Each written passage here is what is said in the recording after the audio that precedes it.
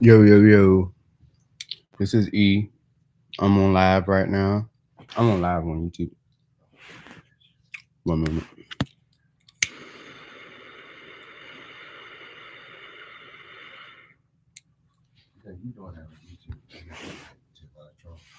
I'm back.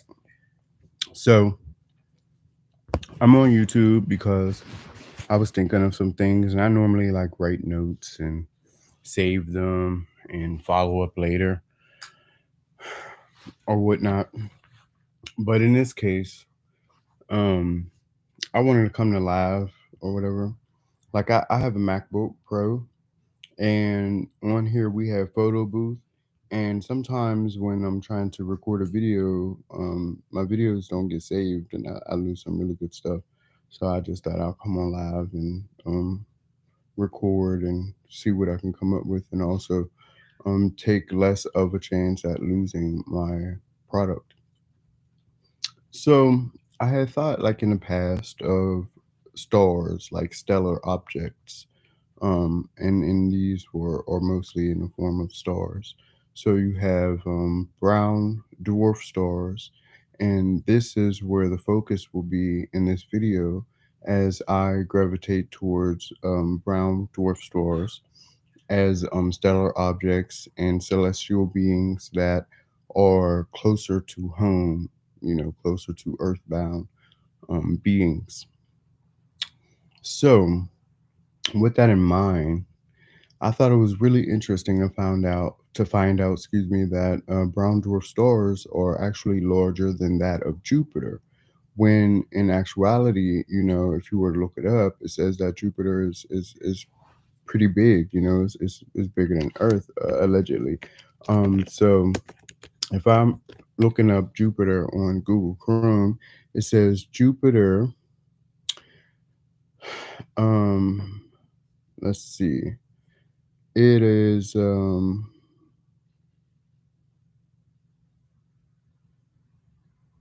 It has an orbital period of 398 days. Okay, it has 10,476.8 solar days. Its eccentricity, excuse me, is 0.0489. It says that its time of perhelion is January 21st, excuse me, I'm sorry, 2023. So that was earlier this year, perhelion. I have to look that up and see what that actually means. It says that its equatorial radius is 71,492 kilometers, is, in other words, 44,423 miles, halfway around. And it says that it's about 11.209 R, and I think that might be radius of Earth's. So it's 11.209 radius of Earth. So it's wow. I mean, if I look at that in reverse, it says that it's a little bit smaller than that of Earth. Um, but this could change. I mean, so the mass is 1.898 times 10 uh, raised by 27 kilograms. That's the mass. And it makes you wonder what it's made of, because it doesn't actually say what it's made of. It just says that it's something found in Earth, or on Earth, is that of Jupiter, and it just so happens to be uh, a an equation of sorts, some type of an equation or measure of something. Um, so let's see. Hmm.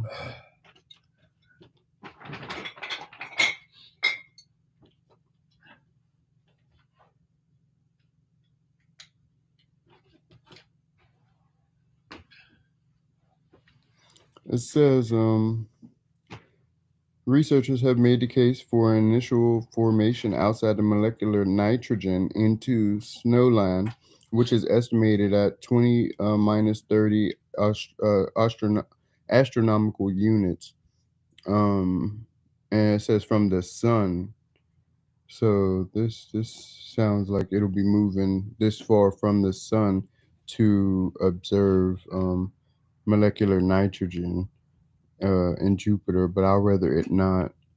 Um, it says giving it a volume of 1,321 times that of Earth, which means it's smaller by 1,321 times. Interestingly enough, it says that it's a gas giant. So what I think it's happening is measuring gas, and because Earth is not um, it's not promoted as a gas giant, even though it has gas that comes from it. Um, it's probably more prominent as it pertains to a stellar object because of the types of gases and what they're used for. Um, so that's probably what makes it bigger than Earth, so to speak. As if you're looking from Earth and you're looking at something outside of Earth, and you see that it's worth something. For instance, uh, come to find out, it has a lot of nitrogen, but in terms of its size, it's probably not as big. It's probably not as prominent in the solar system as Earth, because it has more than just nitrogen, for instance. Um, but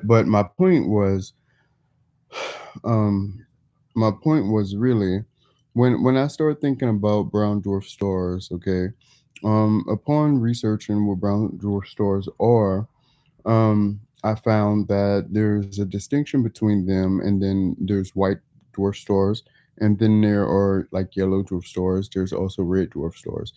And what's interesting is because, like the sun, for instance, the sun is noted in a lot of cases as the biggest star in the universe.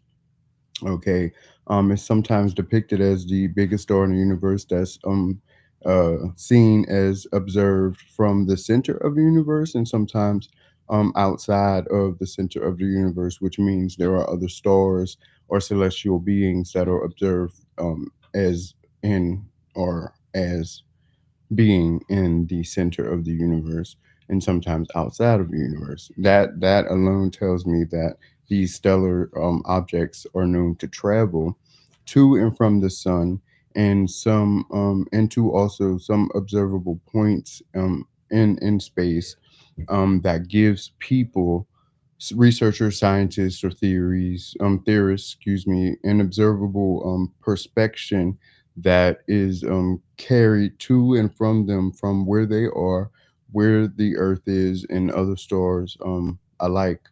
And the interesting thing here is that the brown star. Okay, so if you think about this, well, because I think about this, right? So I think about it this way: the brown dwarf star, to me, I think represents Earth. Something in Earth, found in Earth. So when you think of the elemental object Earth and what it is, you think of soil. You think of dirt or soil or mud or clay or mountains or something of that sort, something that has brown earth, clay or dirt or soil. Okay, and the brown dwarf star is molded in the form of a sphere, and it's relatively large. It's something that can maintain like a gravitational pull. Is something that can build and maintain a gravitational pull. It's something that can build and maintain some earth bound and or um extraterrestrial bound minerals or objects that allows it to be pulled into the outer outer sphere of earth, and carries it through space, in a sense where it could sustain or be sustained as a life, as a being with life, needing life, and so it becomes not just dependent or codependent, but it also becomes independent itself. And I think that's awesome because when you think about Earth and the colors that it produces, for instance, so you have brown, and you have white, you have yellow, you have red, you have tons of other colors, right? You eventually see some of these stars or stellar objects as being outside of Earth's atmosphere, for instance, and you begin to look at Earth in an observable way in which you see different colors, for instance. So if you look at Earth and you look on from the outside, for instance, if you ever seen a picture, there's a like a color blue to it. It's like probably gases, probably a lot of electricity too. It's probably like an electromagnetic field. We've heard that before. So it's blue. It's real pretty blue. Um, but this, if this gets hotter, you can also see white in it too. So what's interesting is I think so like the difference between a brown dwarf star and Earth, for instance, is the brown dwarf star would be something like a moon, right? But if it was to generate enough um, energy like Earth, then it could produce an electromagnetic field like Earth itself. It could be blue, it could be white, it could be yellow. But see, the difference between the yellow thing, the reason why Earth doesn't get as hot as the sun, meaning that it doesn't produce a yellow electromagnetic field, is I think because it doesn't have a core that is as hot as the sun or hot as the core of the sun, which is really interesting because back in the past, people have said that the core of Earth has is like molten lava or not as molten lava. Sometimes they don't say that it's live. Sometimes they say it's hardened and stuff like that, so it's cooled. And that could be the difference between how hot Earth is projected to be. But there are other stars that are considered to be dwarf stars and that are probably closer to the sun or closer to the sun as it relates to its biological connection to it. But there are also, distinctions between, the hotness of them, how big they are, how close or how far they are, what their purposes are, and things of this nature. But I just thought it was really neat to come and say some things about it. I had made a video a while back about this because, um, you know, it had been seen in the news about Earth being getting hotter. The atmosphere or the temperature in the atmosphere getting hotter because of fossil fuels, because of gases or things of this nature. Um, uh, Not so eco-friendly lighting choices or manufacturing or things of this nature. So you have there were several different initiatives, put forth by people and organizations and or institutions and foundations that try to encourage eco-friendly manufacturing and or productions of materials and or items and whatnot that people engage in daily life with and or enjoy producing and or purchasing and whatnot. And what's neat about this is that it does get people thinking about how to sustain Earth and um, how to sustain Earth, how to uh, project life from Earth. How to project life into Earth. How to maintain a position in our society in or across cultures that says that we as beings of Earth are also interested in um, helping Earth live. I think that's really neat because there are other people, although they probably know that they are genetically and or biologically descendant as like products of Earth. Not as somebody who is produced at a warehouse or anything like this, but someone whom, for instance, could come from a tree. Like a leaf could be blown off of a tree and fall onto the ground. Like a bud from a flower could fall off of its host and onto something else, and then begins new life somewhere and creates a new species of some kind. This is the type of relationship I see some of us having, and or if not a lot of us, to one degree or another. um this that's just something that I thought was really interesting. I have some interest in writing some poetry. I have some interest in theorizing about things. I have some interest in some scientific understandings of things, but sometimes that information can get lost when people generate interest in saving or preserving their intellectual property and the rights thereof. So there are other things too. Like I enjoy singing. I enjoy faith-based encouragement and or inspiration and things of this nature. I enjoy celebrating holidays. There are some major holidays, so I enjoy those.